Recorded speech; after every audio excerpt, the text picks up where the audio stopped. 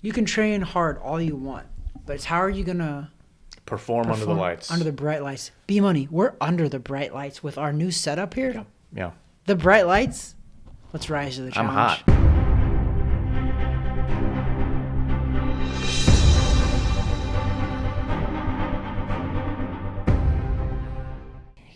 Weekend Trav, here we are, episode 78, weighing in with Travis Hartman. I'm B-Money, the producer. That over there, as always, is Weekend Trav with a brand new Weekend Trav shirt. It is almost summertime here, but it feels like summertime inside the studio. Weekend Trav, you're looking good. Thanks, brother. You're always looking fly with the nice hair, the new shades. Everybody, let's give compliments to B-Money shades. Hey, they're straight from Australia. It took 2 weeks to get them, but they're here. So Weekend Trav was a pretty interesting and an exciting night of boxing last night. A lot of good fights that we're going to run down here. Before we get started with that, I want to thank all those that subscribe to our content and listen to our voices on a weekly basis. We appreciate you. We love you. We like you. Maybe we don't love you, but we like you a lot. Feel free to comment below on some things that you want us to talk about. But today we're going to talk about a little recap as to last night. And if you haven't yet to subscribe to us, please do so below. Hit the check box or check mark or thumb up or, hit the little bell so you know when we're going to release new content on YouTube. But we're on Rumble as well. We're on, iHeartRadio. We're on Spotify, all the audio podcast sources. But for video, YouTube and Rumble. So we appreciate you. Weekend Trav. Anything you want to get into before we jump into the ladies? Just want to remind everybody that every Wednesday now for the last two episode drops, we're dropping episodes on Wednesdays now. New episodes are dropping on Wednesdays, guys. So stay tuned for Wednesdays. So this content might be old hat by now because it's been a few days since the fights. If you're listening to us, this is the #1 beards, bourbon, and boxing podcast shot in Orlando, Florida, specifically Laureate Park, specifically in a boxing gym on the second floor of a boxing gym, shot on a Sunday or Monday. Tonight is Sunday. Our private studio now. Look how roomy we look, guys. It looks great. So much room. There's so much room for activities. There really is. So Weekend Trav, we're going to jump right in. It's Wednesday for you all listening to us or whenever you're catching this, episode 78. Amanda Serrano, Katie Taylor, headlining Madison Square Garden for us last night. April 30th, end of the month. Wow. Big time. They did what they needed to do. They brought it. Yeah, I mean, literally, people keep trying to give it this title of the biggest women's fight in history. I get it was, but I think that they're slighting them by calling it that. Yeah. That was one of the best fights. That's going to go down as not women's fight of the year. That's going to go down as fight of the year candidate for sure. Amanda Serrano versus Katie Taylor. They literally, nobody lost. Even though there was a decision at the end, nobody lost because the fans won. We won. Amanda Serrano won for women's boxing. Katie Taylor won for women's boxing. There was no loser. Yeah. And I think that's the biggest takeaway for me was that it was exciting. The build-up delivered. Yes, it definitely did. Now, it's tongue-in-cheek to say there was no loser. Yes, there was a loser. Katie Taylor beat Amanda Serrano on the judges' scorecard. Split decision, I believe. It was over 10 rounds. Kind of weird scoring. We'll get to that in a minute. And a lot of there's a lot of question marks as to that, depending on what camp you're sitting in as to who you think won. Obviously, very competitive round by round by the ladies. Amanda Serrano looked to have Katie Taylor hurt in the fifth, maybe leading up to that, probably the fourth, but the fifth was the big round.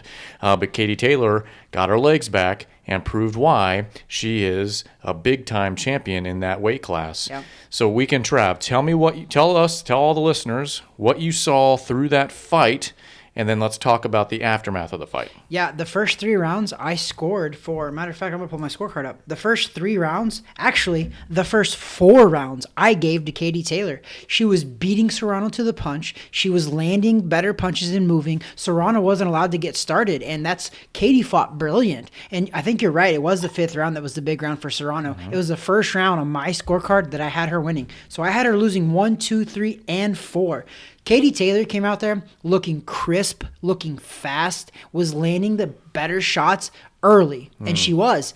But after that 4th round, I think that Katie Taylor started slowing down a little bit, and Amanda Serrano literally stuck to her game plan, which is come forward, break her down with the body attack, slow her legs down. So when somebody boxes really well, the main thing you want to do is you break them down with their body. That slows their legs down. And I think that Serrano knew that. The first 3-4 rounds, Serrano was like, you know what? I'm going to lose these rounds, I think, but I'm going to implement a game plan. Right. And she did it very well. Some people gave her 1 round in that first 4. I didn't. I literally gave 4 rounds to Katie Taylor. But that 5th round, you 100% could have scored it a 10-8 round. Right. Even though there wasn't a knockdown, Right. she was on unsteady legs. She almost went down. Serrano landed so many more punches that round. Right. And I think a 10-8 round was actually fair. Yeah, so a lot of the questions that people have throughout the whole process of watching the ladies fight, if you've never watched a women's fight, unless they agree to it ahead of time, it's a 2-minute round. Okay? And they only went 10 rounds as well. And there's only 10 rounds as well. So these 2-minute rounds are very, very crucial. And it could have easily been a different fight if it was a 3-minute round. Oh, yeah. I mean that in 2 different ways, Weekend Trav. Not just the fact that if Serrano had another minute in round 5, who knows, fight's probably over. Yeah. But rounds 1 through 4, if there was also an extra minute per those rounds as well, Katie Taylor could have easily just put Amanda Serrano in a position where she could not battle back. Yeah. So it's interesting, but 2-minute rounds, and this is the outcome of that. And there's now, who knows? I think a lot of it comes down to equal pay and whatever else. And even Michaela Mayer is a big advocate of that. Like, I'm not fighting 3 rounds until, I'm going to get paid to put my body at risk. But overall, that was the pivot point round, was round 5. Yep, that was. So I think a lot of commentators and people scoring the fight like you probably had that round 10-8. Okay, so now let's walk through beyond round 5. Tell me what you saw from round 6 Looking through at 10. my scorecard right now, on round 5, big round for Serrano. I gave Serrano round 6, round 7, and round 8. Round 8 was close, but I gave it to Serrano because, listen, there's multiple facets of judging a professional boxing match. And it's whoever can land the cleaner, more effective punches. You also can look at the damage that is being done as well. And I think that clearly, if you looked after the fight, Katie Taylor's face was so much more damaged than Amanda Serrano, which tells you that, yes, Serrano ended up landing a lot more punches. She landed more power punches. She landed more punches in general. Katie Taylor's face showed that. Katie Taylor was cut. There was blood. We don't usually see that in women's fights. We don't usually see knockouts either in women's fights, right? But we've seen a little bit of everything. Mm-hmm. We saw blood. We saw a cut. We saw almost a knockdown. We saw some heavy punches. We saw Katie Taylor staggered. So I scored at 5, 6, 7, 8. I gave Taylor the 9th round, and I ended up giving Serrano the 10th round. I scored a draw. I scored not a draw. It could have been in favor of Serrano. I scored 5 rounds to 5 rounds. However, round 5 could have been a 10-8 round. Sure. And I think one of the judges actually did score it a 10-8 round. One of the 3 judges did. So I could see. Here's the deal. I think at worst, that fight should have been a draw. In my opinion, that fight should have been a draw at worst. I was okay with a 96-94 for Katie Taylor. Sure. I was okay with a 96-94 for Amanda Serrano. Sure. I was not okay with a 97-93. Yeah, that was the odd score. That was a 4-round. That was a 4-point difference. That was scored to Katie Taylor. Not Taylor, okay with that. Yeah, and that's really where a lot of the speculation comes into play, which is typical in boxing. You get the judgmental weird stuff, man. Yeah, you get the weird judges' scorecards, and then there's uproar, like, oh my gosh. I mean, we saw a little bit on the Josh Taylor fight from March. That's what I want to tell people. Don't pay attention solely on the CompuBox numbers because, one, Josh Taylor got outlanded by Catterall, right? Yeah. But Josh Taylor still won. Well, Katie Taylor, the shoe was another UK fighter. Katie Taylor got outlanded, yet she still won. So it evens itself out. I'm telling you that's why I don't think, again, that it's May 1st, 2022.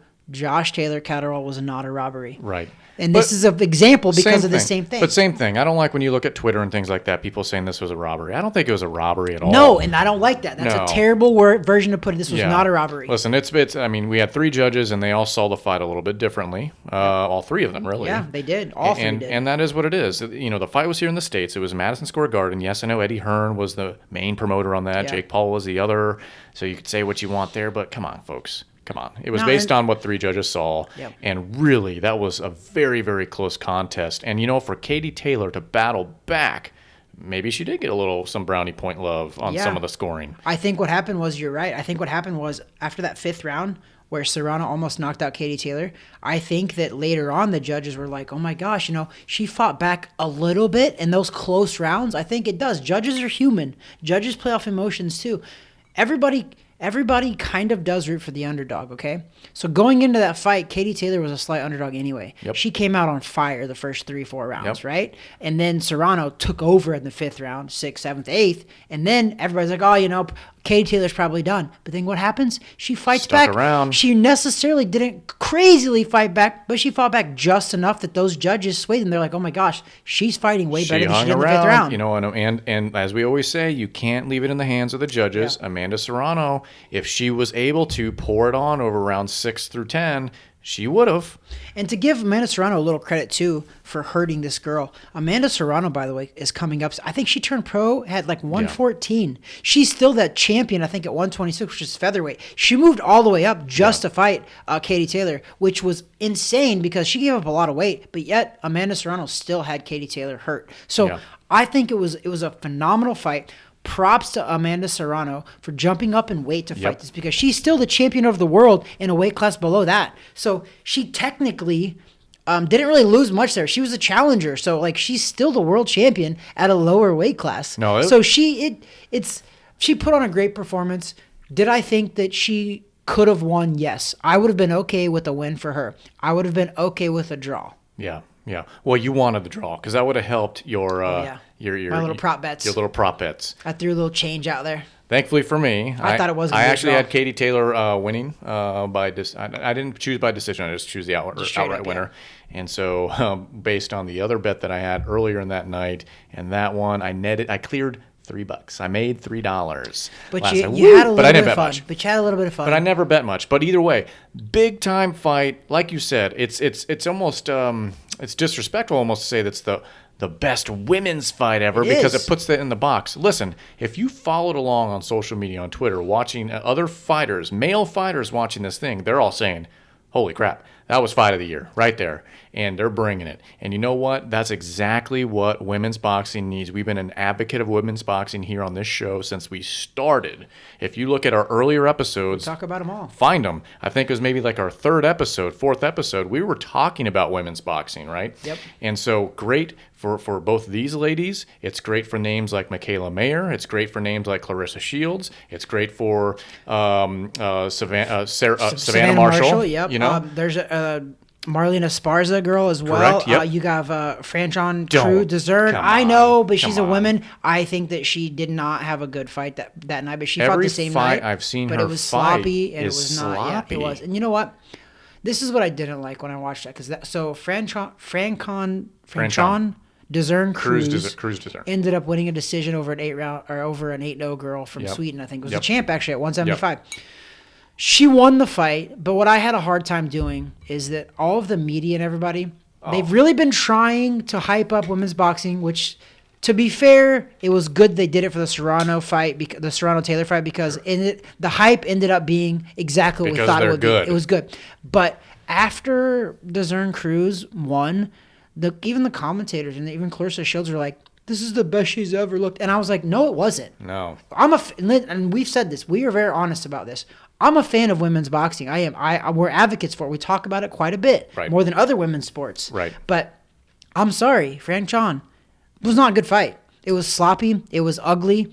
It was very sloppy. It wasn't very technical. You were lunging. You were throwing sloppy punches. Nothing really landed clean. There was a little blood in that fight, but in my opinion, it was not her best fight. And I did not agree one bit with any of the commentators. It's like, let's keep everybody on the same criticism level. If that was a male fight, they would not have been saying that was a good fight. They wouldn't have. So I want the same for both. When it's a good fight, call it a good fight. When it's a bad fight, call it a bad fight. Right. Criticize the women boxing just as much as you do the men, because that fight was not a good fight. I would say during the whole card, you can be very critical of the commentators that DAZN put forward. From what I was watching and listening to, They were pretty biased in almost every fight, it seemed like.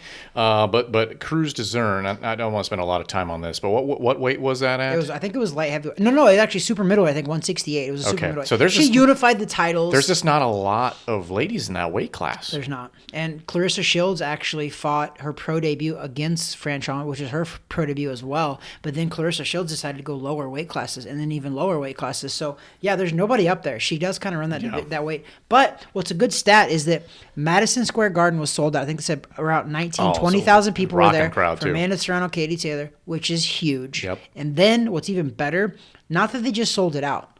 They sold that fight out, and they will sell it out again if they fight because the fight delivered. Absolutely. That is the main thing. You can get people there. Okay, boxing's popular right now. You can get people there, but it's about once you get them there, can you get them back? And I promise you after that fight, people are coming back. So then that weekend, Trav, is my follow-up question to this fight.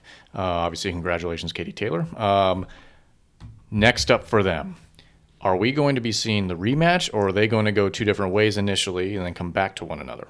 I think right now, because it is women's boxing and there's not a lot of depth in that division, the rematch has to be right away. There can't be a fight in between that. And I think that's fair. I think 4 months down the road, they should schedule the next fight. And they're talking about already, Eddie Hearn is talking about, and I know that Katie Taylor's down for the rematch, and I know that Serrano is. For them right now, I call that this is the making for a trilogy. Because I think that the rematch, I'm ahead of the game for sure, but I think Serrano's going to win the rematch. And when they fight that, they're 1-1. A trilogy. We've never had a women's fighting trilogy because there hasn't been depth in the division, right? Because one woman gets beat, they're like, okay, we got to move on to the next because there's not enough women in the division. We got to move to the next. So this one, I think Amanda Serrano and Katie Taylor can ride off into the sunset and fight 3 times and end their careers right there because that'll be about 1.5 to 2 years of that's the only fight they need. And honestly, the way it delivered, they don't need to fight anybody else. They don't need to sell anything else. Sell that fight. And by the sounds of it, Eddie Hearn wants to do it in Ireland, which is fair because that's where Katie Taylor's from. Because technically, New York is very Puerto Rican, and she's from Puerto Rico, Amanda Serrano. So you could say that this was kind of in her home state, home crowd. She's Puerto Rican, but you can kind of say that. There was a massive crowd for both on the Irish contingent as well. They love it. The English love their fans, man. I tell you what. The UK. There you go. UK. Yeah, you'll get blasted for that. I know, Katie. The UK fans as Irish would definitely get mad at that. So that would be an amazing matchup, and for the pay wise, these ladies could easily make double. Whatever. I don't know what they made on this one here. I hope that and I didn't find that stat yet, but I hope that they're guaranteed at least $1 million. I hope that. Well, in the ring, I think in the ring they were just kind of like tongue in cheek with the Q&A, like, next time we'll do it for $2 million. So I bet they were guaranteed $1 million because one, Amanda Serrano was guaranteed $500,000 her last fight on Jake Paul's undercard. Yep. Now she's the main event against. It was a blockbuster. They sold out. I bet they made over $1 million. Ladies, make your money because that was a great fight. And listen, it's not just because it's a ladies' fight that it was a great fight. It was a great fight. Exactly. It was a great fight overall. And that's what I think folks are not paying. Well, a lot of people are in the boxing realm paying attention to, but we need more of this, okay? We need more of this. And so weekend Trav, that seems to be what hopefully they'll line up for both these ladies next. And it's not somebody else coming in. I know Michaela Mayer had mentioned, changing weight to get, fight one of these. I don't want to see that. Plus, based on what we saw last night, Michaela Mayer gets torn to pieces. Yeah, I mean, and we're big fans of Michaela Mayer. I think she's still early in her career, but I think she gets torched by both of those girls. Yes, because they are throwing punches that she is not accustomed to. But the good thing about that is, like I just said, though, is that Michaela Mayer has about 1 year to 1.5 years to wait because I think these girls have a trilogy waiting. Think so too. I think they have a trilogy waiting. So she'll have 1 year to 1.5 years to hone her skills in a lot better because Michaela Mayer needs to set down her punches a lot more because Katie Taylor hits harder than Michaela Mayer. She's faster than Michaela Mayer. Amanda Serrano hits a lot harder than Michaela Mayer. So if they fought, I think right now, and this is no disrespect at all, this is just my opinion, it's my expert opinion, you could say, is that I think Amanda Serrano stops Michaela Mayer right now if they fight. I think so. I think she stops her. So that's at least what we're looking at. I believe they both are guaranteed $1 million. Well, good. So maybe it'll be 2 next time. It should be. They deserved it. They put forth a great matchup, and fans of boxing, those watching it, were entertained beyond belief. And that weekend, Trav, wasn't even it for the night. Yeah. If you flipped the co-main event on that card, was Jesse Vargas versus Liam Smith, and great fight. Ended up delivering. I think Jesse Vargas was the underdog because he came up to 154 and fought. Early on, it was very competitive the first 2, 3, 4 rounds, but then you could just see Liam Smith's his weight and his size started weighing on him, and this is the first time Jesse Vargas has ever been stopped. The referee did stop it a little bit early, but it was going to happen regardless because he was getting to him. Jesse Vargas didn't look all there, looked a little tired even, and he was in the best shape of his life, so I think he wasn't even tired. I think it was just that weight. It's a different, from 147 to 154 is a big jump. Yeah. So a tough outing for Jesse Vargas. Great night of fights at Madison Square Garden. But that's just that card. Okay, so Weekend Trap, after the women's main event was over, you flip over to the other network, to ESPN Plus, right? Yep. It was on ESPN Plus. You had Shakur Stevenson, and he took on Oscar Valdez. Bingo. What a fight that was. Another big-time fight. And, man, I tell you what, Shakur Stevenson's the real deal. Yeah. Yeah, he is. He is. The real deal. Now, the fight went the distance. He did a little victory lap with about 10 seconds left in the final round, so I don't really like that part. Yeah. But he proved, hopefully, silenced a lot of haters as he puts on every belt around his body, that he is the real deal in that weight class. And let's make no mistake about it. Oscar Valdez is legit. Absolutely. Oscar Valdez is a legit champion. Tough as nails, legit, durable. By the way, this is also, I think this weight class, super featherweight, had only been unified 5 times in the history of the division, and this was a unification bout because Shakir had a title and so did Valdez. So that's a big deal when they start. That's what I love that women's boxing is helping too, is because they're fighting the best. It doesn't even matter. Men's now too. Men are now fighting the best and unifying titles. Before it was like 4 different guys had 4 different belts. Now we're unifying more than ever. I love that these guys, once they get more than one belt, they're trying to get all the other ones too. And they're delivering. So this is the WBC and the WBO belts. So for Stevenson now to unify all that crap, I mean, they were putting all those belts on him, and you couldn't even see him. It was covering his whole tiny body. Yeah, dude, this is amazing, man. I think that Shakur Stevenson is the real deal. It's a 130-pound division, so it's the super featherweight division, if I'm right. Yeah, super featherweight division, 130 pounds. Remember about 2 years ago, that 130, 135-pound division was hot because we had Lomachenko, Ryan Garcia. It was 2 years ago. We were like, oh my gosh, there's Devin Haney, there's Teofimo Lopez. Now you got George Kambosos. So really, from 130 to 135, those guys are still there. Yeah, it's still there. Shakir's right there at 130. If he wants to jump to that 5-pound weight up to 135. Dude, he's in the mix with Lomachenko's, Teofimo Lopez, Kambosos, Devin Haney's. His body frame is Ryan Garcia's. Yeah, his body frame is a bit like Loma. He's a little shorter, right? So I think that would be a tougher move up because a lot of those guys are pretty big for being at that weight class. Well, Lomachenko's moved all the way from like 126 though. But he's okay. So freaking nature. I'll say Shakur Stevenson is a real deal, but Loma's a different ball game, right? So what happens? What do you think? Do you think that Lomachenko would be the favorite if they fought tomorrow? Him and Shakur Stevenson. Yep. Loma going down in weight now. I think that Shakur would go up, but it wouldn't even be going down for Loma because Loma literally turned pro 126. There have been talks about them fighting. That's why I mentioned it, because he's now on that point to where he wants to be the pound for pound best. Shakir says that. If you're the pound for pound best, one weight above you, why not? I think Lomachenko is such a tactician in there. It's not the kind of fight that a Shakur Stevenson wants. The last night was a good fight for him, setup-wise. He had somebody that was going to be an aggressor. And he was able to play off that quite a bit. You look at both of those guys after the fight and who looked touched up and who didn't. Oh, yeah. Shakir looked clean. He looked clean. He looked strong, clean, powerful. He's got that lefty stance. Shakir's only 24 years old. He's 5'7", so he's not terribly short. Keep in mind, so with Loma, that would be lefty on lefty, correct? Yeah. And you're going against somebody that is battle-tested, very brilliant in there. That would be very interesting, actually. Actually, that would be extremely interesting. We just threw another name into that mix, and that division... You heard it here first. Division... Maybe. Yeah, I think you should have heard it here first, for sure. Lomachenko, Shakur Stevenson, let's make it happen. Let's do it. I feel like Shakur is to the point now where he's very, very... Vladimir Putin stopped battling the Ukraine so Lomachenko can get back to work. Yeah, really? Come on, Putin. Let's pull out of there, man. Let's stop the violence. Let's stop the killing. Let's stop the death. And then also, selfishly, let's let these boxers get back to what they do best. Absolutely. Lomachenko, we love you, bro. I know you're over there in Ukraine fighting for your people, but we need to see you back in the ring. Yeah, and Shakur Stevens, that's an interesting play. That would be interesting. I don't think that Shakur would take it. I don't think so either, because it doesn't help his budding career. That's a lot of belts that Lomachenko can walk out with. But in one fight. Lomachenko doesn't even have the belts anymore because Kambosos has them Well, all, I mean, on right? that weight class, because Yeah. Shakur Stevenson having them, depending on what they would put up. See, That's that an interesting adds one. so much to that whole. So that what we just talked about briefly in this last, I don't know, 10 or 15 minutes was just from April 30th on Saturday night. That's how exciting boxing was. We talked about, obviously, the main event, Serrano versus Katie Taylor. We talked about Liam Smith versus Jesse Vargas. Yep. We talked about Franchon Cruz DeZern on that same card. I'm just saying. But then on the same night, also with Shakur Stevenson, Oscar Valdez. And by the way, on that card too, it was the top ranked card on ESPN Plus. Ali's There were grandson. some other Ali's grandson.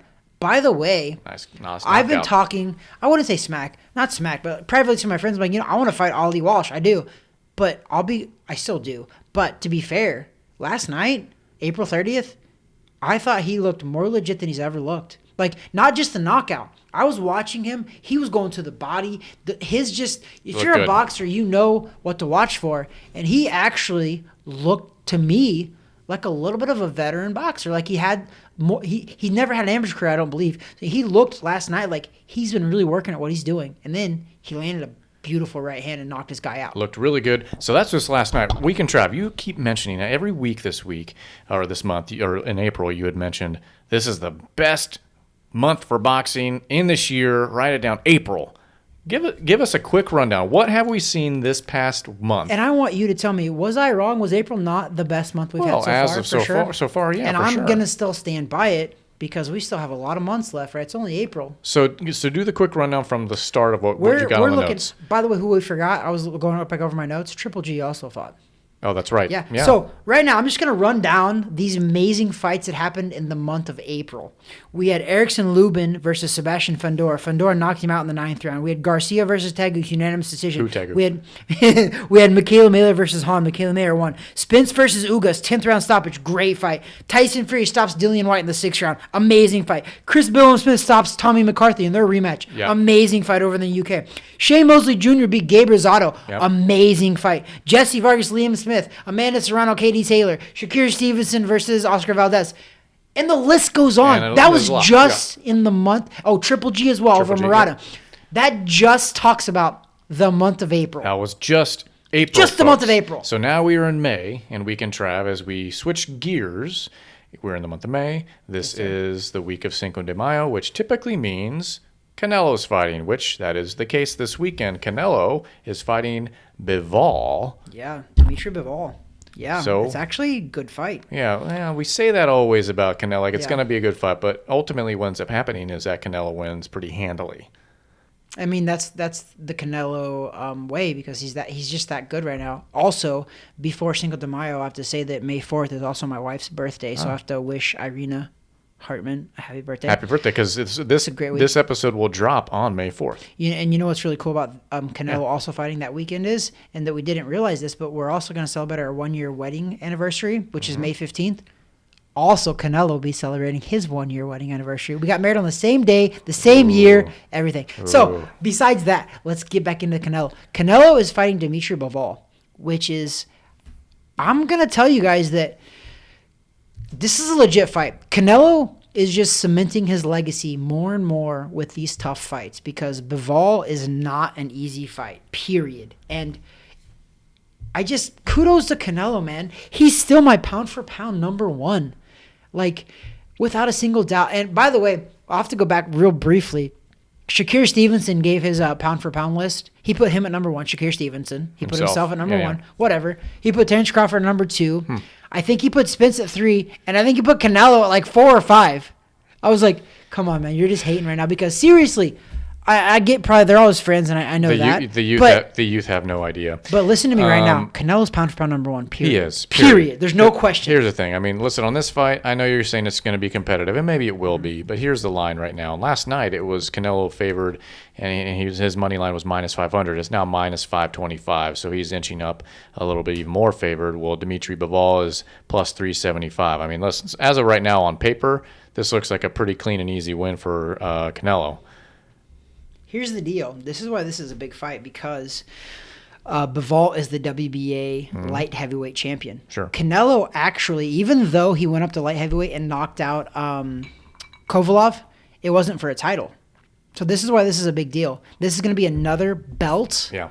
in another weight division for Canelo Yeah. at 175. So there's a lot of Which is good. implications in this fight because he's never won a title at 175, which is light heavyweight. Well, and he turned pro at here's the 140 thing. something pounds. In his camp, he's the one doing the heavy lifting because no one else in his camp seems to win.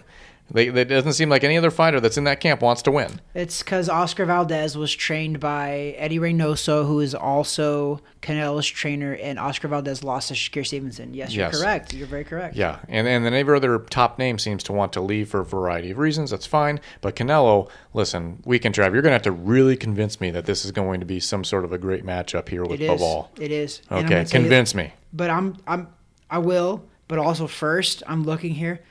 Canelo Alvarez turned pro at 139 pounds, which is light welterweight. So you have 140 is light welterweight, 147 is welterweight, 154 is light middleweight, 160 is middleweight, 168 is super middleweight, 175 is light heavyweight. He's going up 6 divisions, and he's won titles in every one of those divisions, minus the light heavyweight division. So my mind is blown, and I don't think people realize how amazing that the fact that Canelo is doing this, you guys. And by the way, he's doing this, and it doesn't have his height, but I think, he does. He's 5'8". He's 5'8". Yeah. Fighting at light heavyweight. Yep. It blows my mind. Okay, so the reason why I think this is going to be a good fight is that, dude, Bivol can fight, man. Bivol can fight. Well, of course he could fight. He has a belt. Anyone that has a belt, for the most part, can fight. We know that. He's beat some good fighters to get there, too. But I got to be really excited for some reason to watch this thing. And for a variety of reasons, but also because Canelo seems to fight every other month anyway. So am I going to tune into this one? I'm not sure. I'm really not sure. I think you should because there's a couple reasons why. There's a couple guys, Sullivan Barrera, who Bivol fought, TKO'd him in the 12th round. Sullivan Barrera is a very tough guy. He's fought guys like, he was 21-1 when he fought there. He's fought guys like Andre Ward, who, in my opinion, Andre Ward is one of the best out there. Never got the credit that deserved. Retired 33-0. Still a young guy. Still broadcast for ESPN Plus. Did the Shakur Stevenson fight. Amazing guy. Isaac Chilemba, 12-round decision. Jean Pascal, I believe, fought Bernard Hopkins twice. Got a draw once with him. He beat Jean Pascal in a unanimous decision. Like literally outboxed him cleanly, easily. Joe Smith Jr., who knocked out Bernard Hopkins, Bivol beat him in a 12-round. Literally won 11 of the 12 rounds on all strong. You're reaching so much. You're talking about guys that beat Bernard Hopkins, dude. How long ago was that? Not that long ago. So Bernard Hopkins, okay, John Pascal in 2018, right? Bernard Hopkins won not his first. He won a world title at the age of 49 against Jean Pascal when Jean Pascal was undefeated and 30 years old. Not long ago, okay. B-Money. Wait, I'll tell you how long ago. Just to give you a refresher. Jean Pascal fought Bernard Hopkins it's been a while. So it's been a minute. But he's also fought guys like Kovalov. He's fought guys like Kovalov twice. Listen. Okay. The point is, I'm telling you that don't sleep on Bivol. You never sleep on anything. However, gut check moment, without a bunch of explanation, who wins this fight? What round? I think it goes the distance.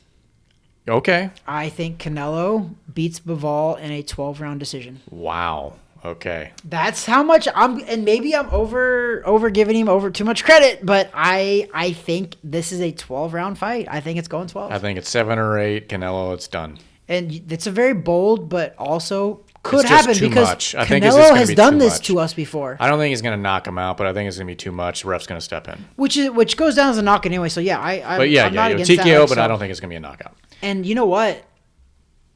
I kind of want. Listen, I'm a big Canelo fan. I have become a big Canelo fan. I've become a big Tyson Fury fan. I've become a big Canelo fan. So it's not that I want him to, but I don't think he will. I don't know why, but I hope that I don't end up looking stupid on this, but I think Bivol is gonna last 12 rounds. Listen, Canelo by decision isn't paying a whole heck of a lot right now, minus 140, so you could be right. For good reason. Yeah, we'll see. But Vegas odds makers get it wrong all the time. They do. But they're pretty good on this stuff. They really are. It's amazing how accurate they can be on any sport and especially on boxing. But either way, so that is this weekend, folks. That is May 7th. Cinco de Mayo weekend. I don't even know where's it on.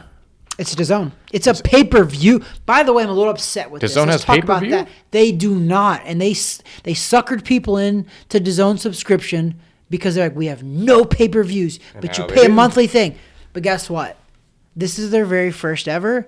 It's fine. It is because I'm probably gonna buy it so because it's Canelo. But the whole reason I signed up for DAZN was because I was like, Sure, I don't ever sure. want to pay pay-per-view again. And guys like Anthony Joshua Weekend fight Trav. on there. Weekend Trav. BS. We're going to be drinking that afternoon, May 7th, okay?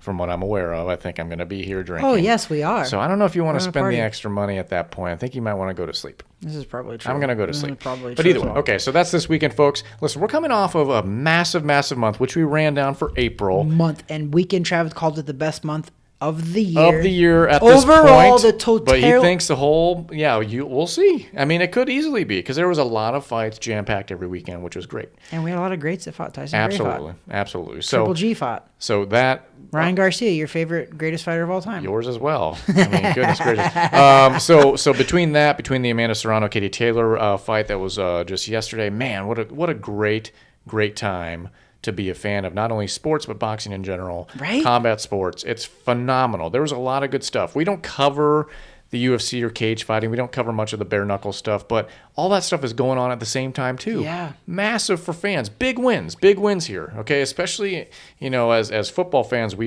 have to wait. Besides the NFL draft, we have to wait months now for a season to start up. So pretty happy. Thank God boxing took off in April. Absolutely. Because there's not. What else is sporting wise? Other than there's some big soccer going on in the Premier League, but other than that, in the United States, actually global right now because boxing's so global. But thank God that April was huge. But speaking of drinking, we finished this Templeton rye, which is a redo for us. But I'm just wondering to know if I could have some of that quarter horse as well while we're just like chilling and talking. So we got the redo as well. Quarter horse reserve, which I is was drinking pretty solid. I was drinking last week. This quarter horse reserve, very good. Purists, we're sorry, we're pouring this in the same cup on the same ice. So beautiful though, so good. You guys hear this? If you're listening to us on Spotify, the ice clanking. It's such a good noise. So we can travel. Let's go to final thoughts. Well, again, I'm a broken record. Don't say boxing's back. First of all, I wouldn't It's already say, here. I wouldn't say boxing's back because it has been It's here here. for a It's hot here. minute. It's here. So boxing is beautiful right now. It is. Boxing's beautiful. And Okay. honestly, thank God that boxing's huge because one, I have a personal training business that is boxing, and because of when boxing does well, I do well. Absolutely. So I want it to do well. Plus, I'm a purist in every sense of the word, as a fan, as a boxer, as everything. I love boxing. So I'm so happy that we actually have content to talk about even money. This whole month when we've sat down, we don't have a set list, but when we sat down, we're like, we have plenty to talk about. Tons. We did not have to try that hard this whole month with things to talk about. Because why? Because boxing every single weekend was delivering. Very lazy. It wasn't even just like hyped up fights. It was just like it delivered, which doesn't happen that often because there's a lot of fights that there's a big build up and then it's kind of a dud of a fight, right? Every single weekend, I'm not even exaggerating, delivered. We had knockouts of big time fighters. We had stoppages. We had upsets. We had like a little bit of everything. And like, that's what you want in boxing. You want to see that as a fan. You want to see that. And I loved it. I enjoyed it. And again, I did say, I'm not saying boxing is back because I've been saying that for a while. So therefore, boxing is still here and it's going to stay for a minute. But what I'm saying, again, don't forget this. The month of April, I think without a doubt, watch. The month of April, the amount of big-time fighters and big-time fights that happened, we're not going to see it the rest of the year. However, don't get sad because we're going to see multiple big fights in months to come. Right. Like Canelo's fighting the first weekend in May. Massive fight. Great fight. But I don't see any more other big fights after that. So You're not going to have a lot concentrated in the matter of a few weeks, right? It's going to be spread out. Like we did in April. And so April, yes, we were spoiled for the month, but that's not to say the rest of the year is not going to be good and entertaining. We'll have plenty to talk about, ladies and gentlemen. Well, Weekend Trav, that's kind of the end of the episode, right? It is B-Money. I mean, you could put a bow on this because like I think that we've smashed everything. And we did really well. We didn't even go on any tangents. No. We talked boxing this entire time. We did a great job. We did. Let's I'm gonna pat myself on the back. Pat yourself on the back. You did well, even though you weren't all your Green Bay Packer stuff. You did well. I'm happy. I think we had a good draft. We won't talk about that now, but I think we had a good draft, and I'm looking forward to football season, in a few months, and so that'll be nice. And football season starts about the time where I turn 40 as well. I'm trying to think about maybe going to Lambeau. I'm not sure. I think that would be a fun trip. I feel like B Money should plan a trip to Lambeau. We'll see. Anyway, so you're a partial stock owner? Yeah, or a partial. I own. Personally, 2. Each one of my kids has 1 each, so we have 4 shares of a worthless piece of paper that we hang on our walls, and it's kind of cool. That's really cool. It's very cool. You're pretty much almost like Elon Musk. I really am. I'm like I have a better head of hair. I'm tanner. You do, but I'm not as cool. Yeah, but you're pretty good looking. He can't buy that. Yeah, that's true. He can't buy that. I mean, he's an AI guy, so he probably has some kind of a weird facial. Well, he might be. Surgery. He might already be a robot. We don't know. He's probably an alien because he wants all of us to be aliens. Okay, so this is the tangent that we weren't a part of, but we started to. But I'm going to go ahead and put the bow on this weekend, Trav. We appreciate all of our subscribers, our followers, those that are listening on YouTube or Rumble or iHeartRadio, on Spotify, iTunes, wherever you're catching this, Amazon, MP3. You can find us everywhere, really. And we appreciate all of the support. Thank you to our media partners as well, TH Boxing, IF Enterprises, and Gulfstream Financial, as always, for the media support. But I'm going to go ahead and wrap this thing up. Put a bow on it. I'm going to put a bow on it. That there, in his blue, beautiful shirt, is a Weekend Trav. That there is B Money, a.k.a. producer, a.k.a. he does everything, a.k.a. Green Bay Sox go. Okay. Well, God bless.